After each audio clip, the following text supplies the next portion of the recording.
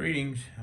Trying this out. I'm an avid model builder, although I, just didn't have a lot of time to build it. But I'm recently retired. I was with the aerospace company, and before that, I was, 20 years in the Army, and just always built models, and just hard to try to find the time to make them. So kind of grabbed this out of my collection here. I acquire kits, but I don't really seem to have the time to build them. But I took this M3, thought, let me try to kind of start with something that I thought was easy, and it was.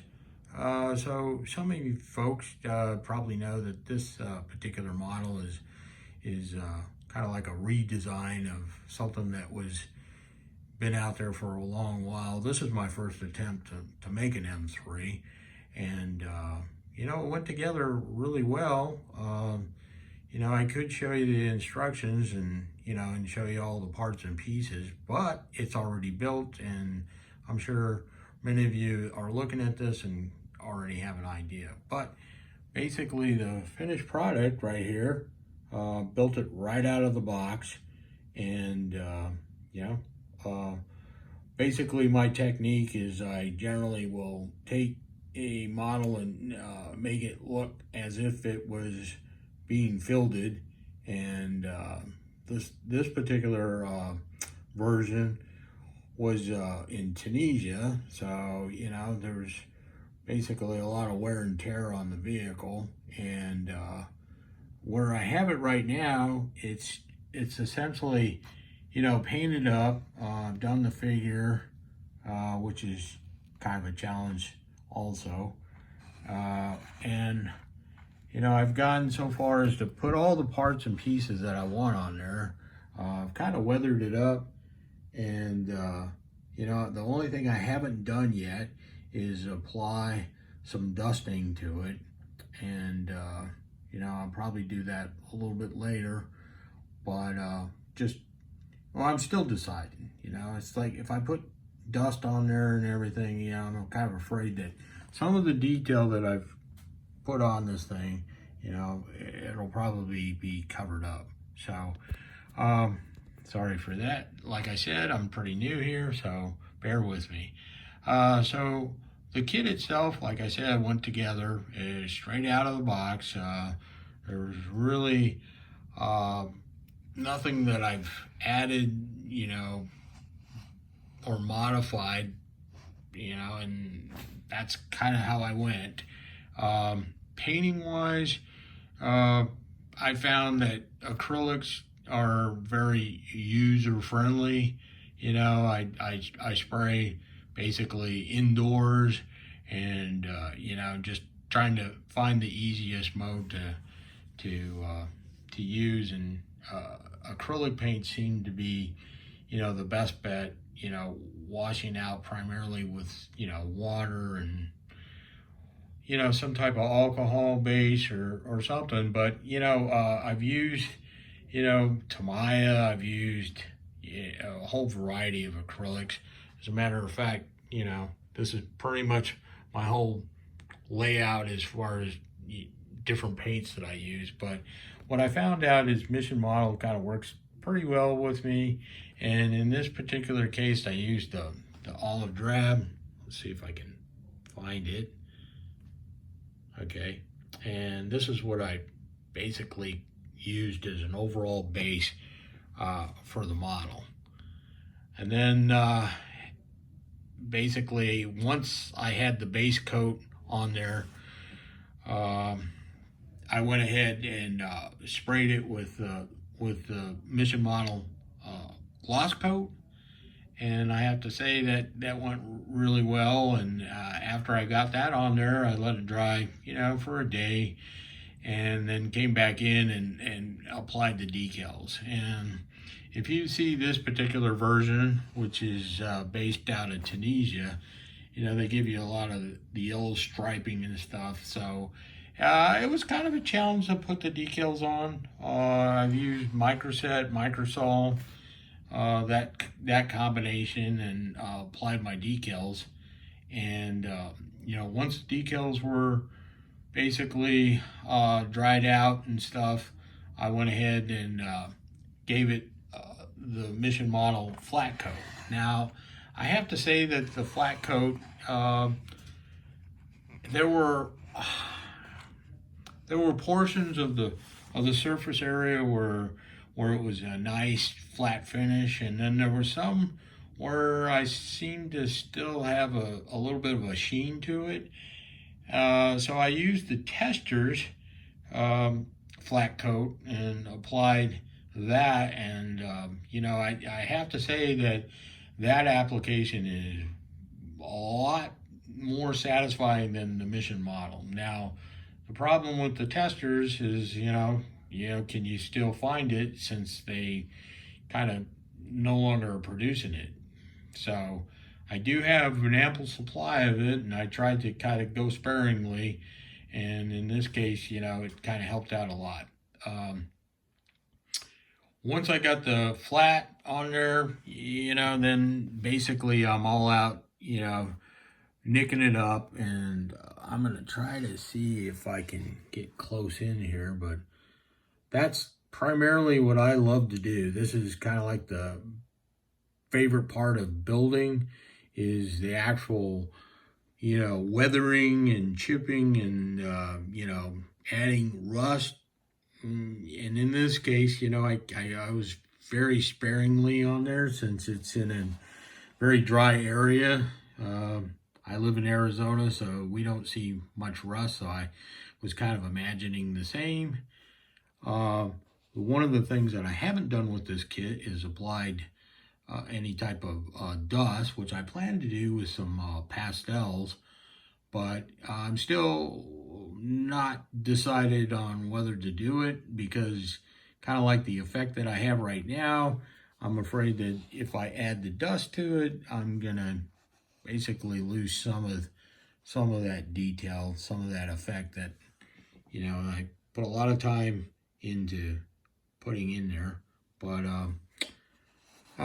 that's pretty much the process. Now, the dry brushing, which I kind of go extensively, and I went ahead and applied that with this brand right here. Sorry, Ammo by MIG, and they have a particular brand of paint that's rather thick, and it's ideal for dry brushing. And I went over there and I just kind of applied it to everything. Pretty much every surface area was kind of rubbed to where the original olive drab that I used for Mission Model just is not really there. It's kind of been blended in to give the effect that it does. Now, a lot of the raised areas, yes, you can kind of see the difference and stuff. And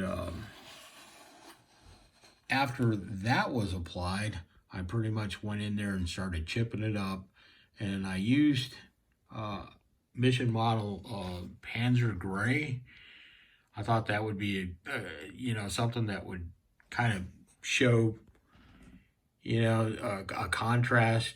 And I went ahead and, meticulously went in there and tried not to get something that was too big as far as a scratch and stuff. And I was using my magnifier light, which is something that I've acquired recently, and I just been having a lot of success using that, trying to get kind of closed in and stuff. But that's my technique. So as you can see, the yellow band, I pretty much kind of went in there and applied some of the olive drab over the top of it, kind of a chipping effect to basically show the decals eroded away. Something that, with the blowing sand and stuff, I would imagine that, something like that would happen. And so I kind of beat it up, again, going all the way around the vehicle. It's pretty much beat up. I tried to emphasize a lot of the rivets and stuff, so I'm using the black panel liner. And when I've been using it, rather than use the applicator, I've been kind of going in there and using a really fine tip brush and stuff. So trying to kind of keep the liner from kind of spreading too much. Just have it applied to where where I intended it to go. Let's see what else. And then kind of very subtly, I noticed that with the chipping and stuff, I wanted to kind of get kind of like a primer, and I've used a little bit of white and kind of, in just a few areas, kind of like, overlaid on top of the gray. I've added little bits of the white and stuff like that. So that's kind of my technique here. Then as far as the figure, I was like, well, I can't just leave the hatch open and not put something in there. And I thought, if I had the hatches closed, it's just, I just wanted to have a little bit more depth and stuff. So with figure painting, again, I'm not an expert at it. And there are times where I just have no success at all. And then there's sometimes where I just happen to be kind of in my groove, and, I'm pretty happy with the result. So with this guy, straight out of the box, kind of utilized the painting arrangements that were supplied in the instructions. In this case, his overalls, I used the Tamiya khaki drab, which is recommended on the instructions. I happen to have that, so I went ahead and applied that. And the goggles, they were gray, and pretty much went accordingly. But when it comes to faces, and I'm sure a lot of people just decide to not try to go that step, but I've been kind of using these Vallejo skin colors, and the 4 that I have right here, I've had, that's primarily what I used, and predominantly just these 3 right here. So basically kind of mixing them back and forth. I get various shades and stuff like that, and basically kind of looking at some other videos and stuff, I decided to, use a darker base, and then kind of just add various shades that were increasingly lighter. And I found that using that technique, it basically helped out, a lot better than the process in which I was applying a lighter coat base and then kind of increasingly adding darkness to it, darker layers. So I don't know. I'm going to try it out. Again, in the past, I've used some other figures, especially Alpine. Got some other German tanks that Alpine really makes some really fine detailed resin figures. And, I have to say that with the Tamiya newer kits and stuff, they're really adding a lot more detail to the figures. So I gave it a shot, and that's what I came up with. I'm sure, others have more success. I'm just pretty much a novice, but I'm hoping that in my next future builds, which again, I have plenty of time to do, I will, hopefully improve upon it.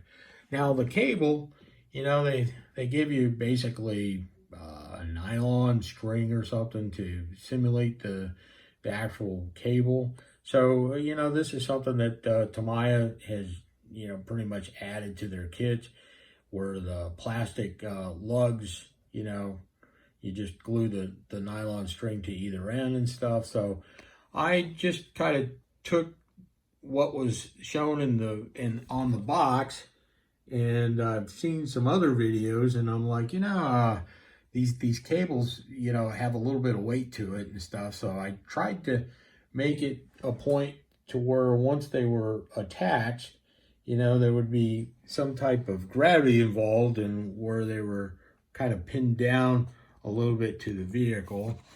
And I went ahead and tacked it down with some super glue, and I kind of like that effect. Basically, once I had it assembled, I used, again, Mission Model, and what did I use? The cold rolled steel. I basically painted that up and then gave it various washes of a little bit of black, a little bit of the rust, which as far as rust goes, this is a really good product. You can kind of, you thin it out with water, and it gives, basically a lighter effect and stuff. It's great for washes. And I don't know if I can capture this with my iPhone, which I'm using for this video, but just have little bits and touches of rust in there. Again, trying to avoid getting overdone. For this was like a European campaign or something, I definitely would have it beat up some more and having a lot more rust and stuff. So at this point, I'm, like I said, I'm still undecided on the dust thing. Maybe I'll just kind of leave it like this. It's always, kind of a challenge that once I get to this part, it's like, do I continue? I mean, when do you stop, So I may try this later. I just thought I'd kind of take advantage of at this point and make a small video just to kind of see how this works with YouTube. This is my first one. I'm sure, I've got a lot of room for improvement, but, if you're building this kit, you can kind of see this for a comparison. Maybe I've, given you some kind of tips as far as like, hey, maybe I want to try this, but that's kind of my technique on things. The axe and the shovel, that's always a challenge. There's several videos on how to do this, but I pretty much use various grays and tans, and I also have the brown Tamiya panel wash, and I use that to help kind of tone the wood down a little bit. So always a challenge, but had fun doing it. And basically the bottom part, and the tracks, I know some people like to get, individual pieces, and historically, I don't know how accurate these tracks are, but, I straight out of the box, rubber, vinyl, tread, and hooked them up per the instructions, and that's pretty much ideally how I go about building stuff.